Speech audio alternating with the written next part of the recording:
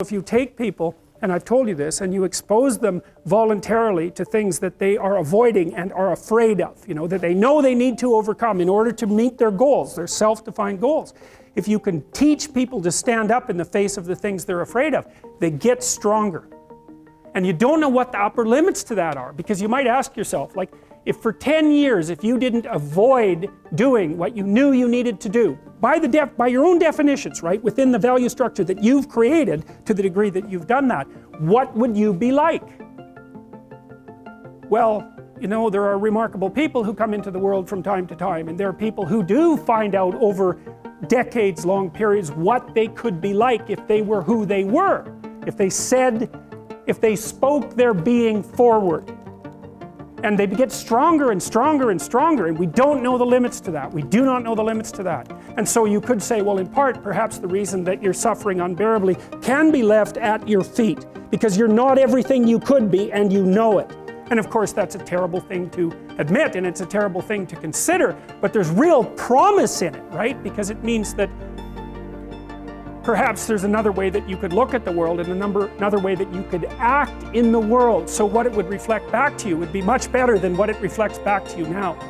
And then the second part of that is, well, imagine that many people did that, because we've done a lot as human beings. We've done a lot of remarkable things, and I've told you already, I think before, that today, for example, about 250,000 people will be lifted out of abject poverty, and about 300,000 people attached to the electrical power grid. We're lifting people out of poverty collectively at a faster rate that's ever occurred in the history of humankind by a huge margin. And that's been going on unbelievably quickly since the year 2000. The UN had planned to have poverty between 2000 and 2015, and it was accomplished by 2013. So there's inequality developing in many places, and you hear lots of political agitation about that. But overall, the tide is lifting everyone up, and that's a great thing, and we have no idea how fast we can multiply that if people got their act together and really aimed at it. Because my experience is with people that we're probably running at about 51% of our capacity. You can think about this yourselves. I often ask undergraduates how many hours a day you waste, or how many hours a week you waste, and the classic answer is something like 4 to 6 hours a day. Inefficient studying, watching things on YouTube that not only do you not want to watch, that you don't even care about, that make you feel horrible about watching after you're done. That's probably 4 hours right there. You think, well, that's 25 hours a week, it's 100 hours a month, that's 2.5 full work weeks, it's half a year of work weeks per year. And if your time is worth $20 an hour, which is a radical underestimate, it's probably more like 50 if you think about it in terms of deferred wages. If you're wasting 20 hours a week, you're wasting $50,000 a year. And you are doing that right now. And it's because you're young, wasting $50,000 a year is a way bigger catastrophe than it would be for me to waste it, because I'm not going to last nearly as long. And so if your life isn't everything it could be, you could ask yourself, well, what would happen if you just stopped wasting the opportunities that are in front of you? You'd be, who knows how much more efficient? 10 times more efficient, 20 times more efficient. That's the Pareto distribution. You have no idea how efficient people get. It's off the charts. Well, and if we all got our act together collectively and stopped making things worse, because that's another thing people do all the time, not only do they not do what they should to make things better, they actively attempt to make things worse because they're spiteful or resentful or arrogant or deceitful or homicidal or genocidal, or all of those things all bundled together in an absolutely pathological package. If people stopped really, really trying just to make things worse, we have no idea how much better they would get just because of that.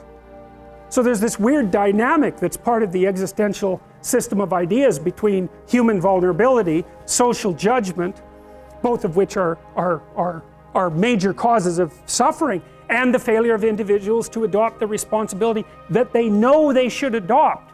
And that's the thing that's interesting too, is that, and like another thing I've often asked my undergraduate classes is, there's this idea that people have a conscience.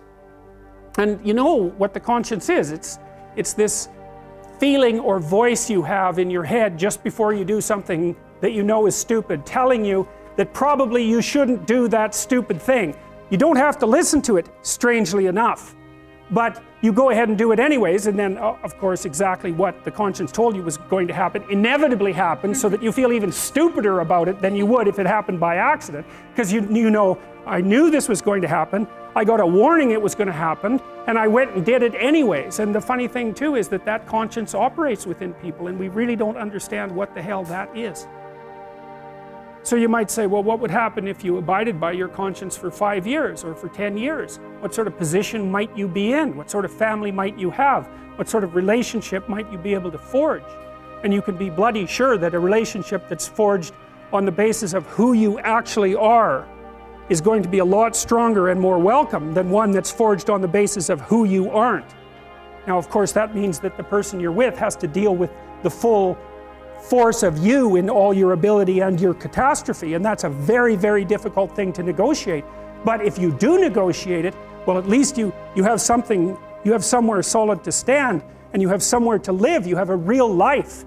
And it's a great basis upon which to bring children into the world, for example, because you can have an actual relationship with them instead of torturing them half to death, which is what happens in a tremendously large minority of cases.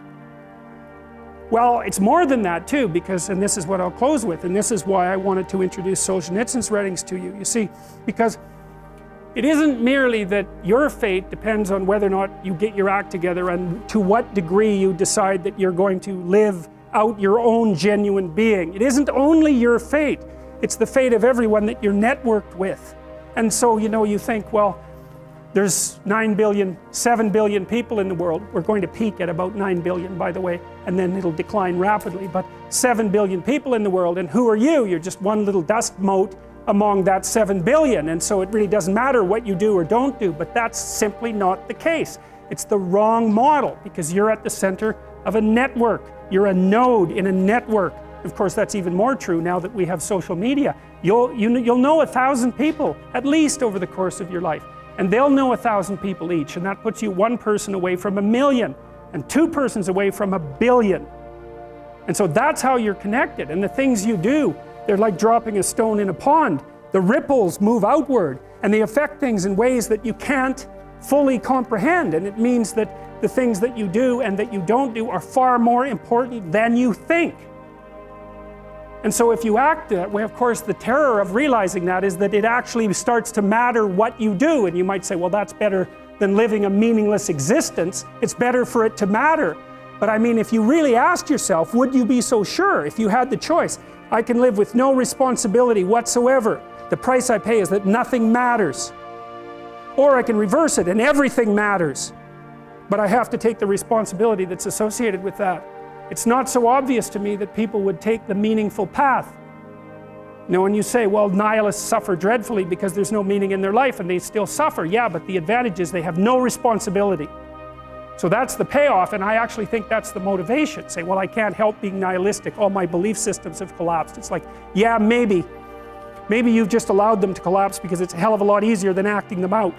And the price you pay is some meaningless suffering, but you can always whine about that and people will feel sorry for you, and you have the option of taking the pathway of the martyr, so that's a pretty good deal, all things considered, especially when the alternative is to bear your burden properly and to live forthrightly in the world. Well, what Solzhenitsyn figured out, and so many people in the 20th century, it's not just him, even though he's the best example, is that if you live a pathological life, you pathologize your society.